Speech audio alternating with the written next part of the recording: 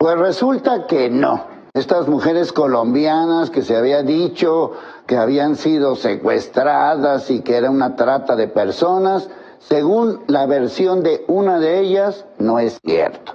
Que vinieron por su propia voluntad, que no es que estuvieran en una reunión con un miembro de un grupo organizado de Jalisco, que este asunto de que estaban en Tabasco pues era simple y sencillamente por voluntad propia y que no tienen absolutamente nada.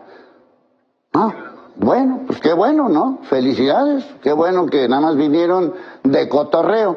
Pero resulta que hay varias evidencias que pues llaman la atención, sobre todo cuando se dio a conocer, pues de parte de los familiares de estas mujeres colombianas, que primero se dijo que eran 9 y después se dijo que eran 8, que estas mujeres habían sido pues levantadas, que habían sido llevadas, que eran escorts, es decir, acompañantes especiales, por no decir prostitutas, y que que era un tema evidente de trata de personas. Sin embargo, pues el testimonio, pues, ¿qué se puede uno decir? Frente a la propia Fiscalía de Tabasco, niega todos los hechos, niega que haya sucedido algo semejante, que sí efectivamente mandó un mensaje a su mamá, donde señalaba que había un cierto peligro, pero que como estaba borracha, y hasta ahí se acaba la situación. Y ya, se cierra el caso. Pues miren, más allá de si les creemos o no les creemos, es evidente que hay un tráfico de personas y que en ese tráfico de personas México está involucrado. Estas mujeres a final de cuentas ya declararon, ya señalaron lo que tenían que señalar y se acabó el asunto. Pero las evidencias que existen alrededor señalan que más que nada lo que estas mujeres están declarando es una manera de zafarse de este asunto, porque obviamente aquí no es tan fácil como aparentemente lo están manejando las autoridades. Simplemente, ¿qué hay? Hay una trata de personas, hay un miedo, hay grupos organizados que están llevándose a estas mujeres, que las traen y las llevan a fiestas, a reuniones. ¿Qué pasa con la deuda que supuestamente tienen junto con estos grupos organizados? Lo peor del caso es que ya no va a pasar absolutamente nada. Nos vamos a quedar siempre con las dudas, nos vamos a quedar siempre con todo lo sucedido en este entorno. Entonces todo lo dicho valió queso. Obviamente aquí hay un gato encerrado, obviamente aquí hay un montaje, obviamente aquí hay una mentira de parte de quién sabe todos. O sea, la Fiscalía de Tabasco, las propias mujeres, que podemos entenderlo, bajo una circunstancia así, desaparecen del día 5 y luego de repente, pues como si nada, simplemente nos la pasamos a todo dar.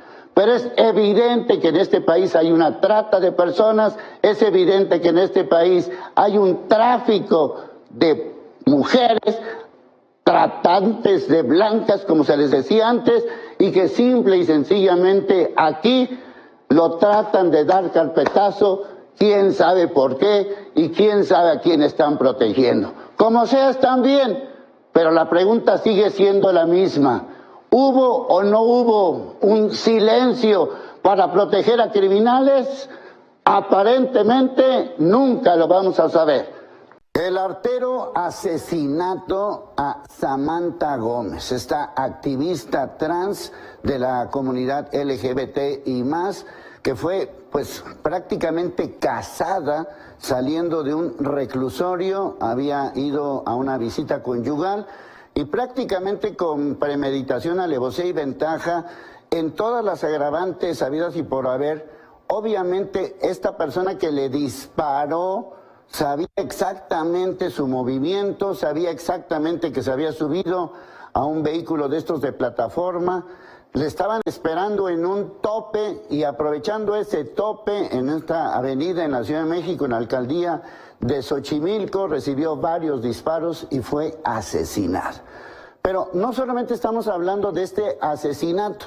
Curiosamente, esta mujer trans había señalado la necesidad de que pues esta comunidad trans pues fuera revisada porque ha recibido muchas agresiones en las últimas semanas, hablando particularmente de este año 2024. Una de las más llamativas, pues sin duda lo que sucedió con Paola Suárez, esta influencer del grupo Las Perdidas, que pues fue agredida por su pareja.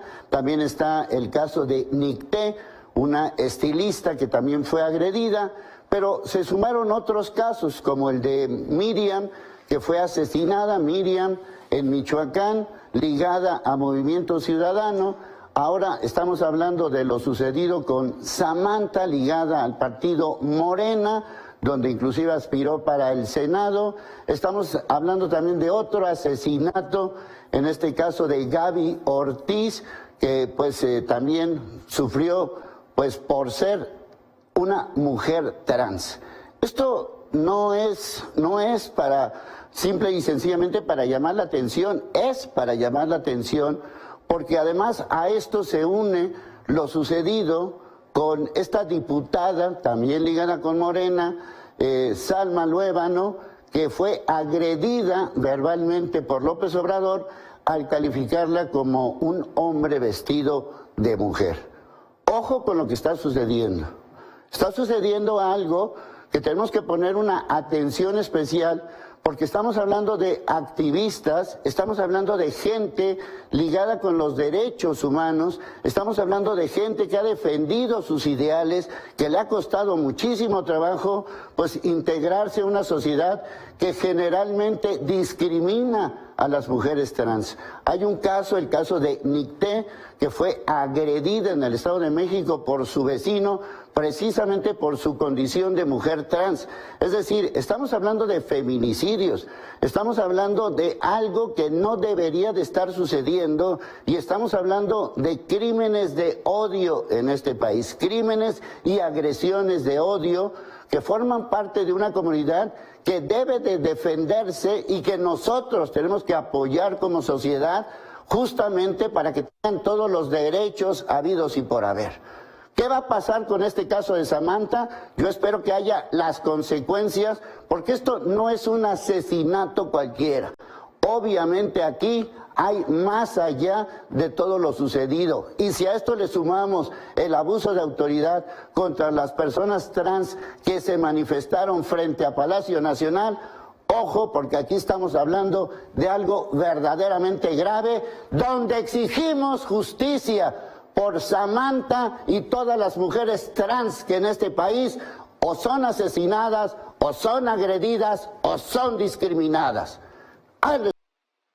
Bueno, estoy leyendo los reportes que ustedes nos mandan en el telediario acerca del surtido de medicamentos. Estos son reportes recibidos el 16 y el 17 de enero de este 2024. Aquí una persona señala al centro médico, está hablando inclusive hasta de ácido fólico.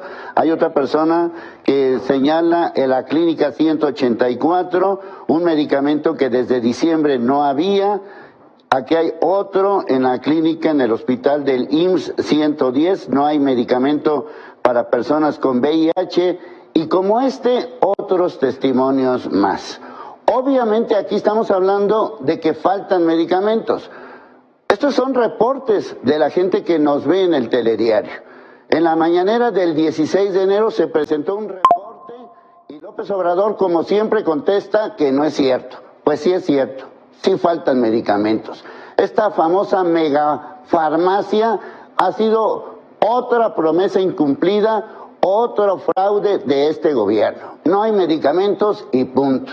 A lo largo de estos días, desde el 16 y 17 de enero, pues se han reportado otro tipo de situaciones, gente que ha llamado a esta megafarmacia y lo mismo, no hay medicamentos. Gente que se queja porque no hay medicamentos de hipertensión, lo mismo. Bueno, justamente sobre este tema, una abogada, Andrea Rocha, que representa a pacientes con cáncer, retó a López Obrador a que si no hay medicamentos, él renuncie como presidente, y que si hay medicamentos en la megafarmacia, pues ella va a renunciar a todo el movimiento que están haciendo.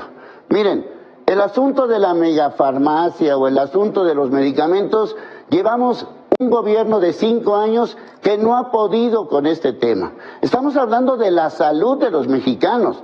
No estamos hablando de una campaña contra López Obrador, como él lo insinúa o como él lo dice. Simple y sencillamente es otro fracaso más de este gobierno. La megafarmacia, o como lo llamen, ha sido un desastre, como todo el sistema de salud que tenemos en este país. Ahora estamos viviendo, pues, el inicio de lo que posiblemente sea una crisis relacionada con el asunto del COVID, que ya se ha anunciado, que ya se ha dicho, no hay vacunas, las pocas vacunas que hay no se surten como debería de ser. Este es el tema es el fracaso de un sistema de salud, mexicanos enfermos por un gobierno que no hace bien su trabajo. Aquí están los testimonios. La gente sufre por no tener medicamentos. ¿Hasta cuándo? Esto que pretende López Obrador de tener unas pensiones justas con hasta el 100% de lo que estabas ganando, suena muy bonito, suena muy electorero, pero es imposible. No se puede hacer. Punto. Obviamente lo que quiere López Obrador es culpar a la oposición de que esto no va a ser posible y por lo tanto va a incidir directamente en el voto en este 2024. Pero miren, la realidad es diferente a los sueños guajiros de López Obrador. Con el tema de las pensiones, número 1, ojalá pudiéramos tener ese 100%, pues claro, ojalá, todo el mundo aplaudiría eso.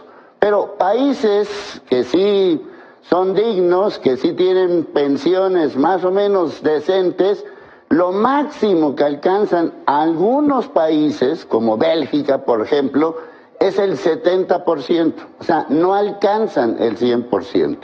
En el caso de México, en muchos casos, no llega ni siquiera al 40%. Es decir, si tú cobras 10 pesos, tu pensión será de 4 pesos. Así, para que más o menos se entienda. ¿Cómo sí se puede hacer eso? Se puede hacer con 3 cosas. Número 1, bajar las pensiones doradas de los trabajadores del Estado, los gobernadores, los presidentes municipales, los secretarios, los regidores, toda esa clase política nacional. Toda esa clase política nacional tienen pensiones superiores a los que tiene un trabajador general en México. Un trabajador en México, si le va bien, va a tener una pensión quizás rodando entre los 15 y 25 mil pesos al mes. Un trabajador del Estado mexicano, puede llegar a tener más de 100 mil pesos o más, simplemente por haber tenido un puesto en el gobierno. Bajar las pensiones doradas, pues con eso mucha gente saldría beneficiada. Número 2, en este país la gran mayoría de las personas que tienen algún tipo de trabajo son informales. Estamos hablando de más del 50%. Por lo tanto, esos trabajadores informales jamás van a tener una pensión. Número 3, para poder tener una pensión más o menos digna, y digna me refiero a ese rango entre 15 y 25 mil pesos, tendrías que estar cotizando por lo menos 15 años, 14, 15 años en el Seguro Social, y las empresas actuales no te contratan por esa cantidad de años. Así que el problema es serio, muy, muy serio, y algún día va a explotar. Ya no le explotó a López Obrador, pero sí le va a explotar a la siguiente administración y a la siguiente, porque obviamente la pirámide poblacional va creciendo. ¿En qué sentido? En que la gente que hoy es joven, algún día va a ser viejo y no va a tener una pensión digna bajo ninguna circunstancia. Este tema es un tema muy grave, es, insisto, una bomba de tiempo, y cuando la gente que hoy tenga 30 años, 40 años, 50 años, que le toque su retiro, van a ser retiros miserables como son ahora. Pero si no se compone la estructura laboral de este país con estos pésimos salarios, nunca vamos a tener pensiones dignas.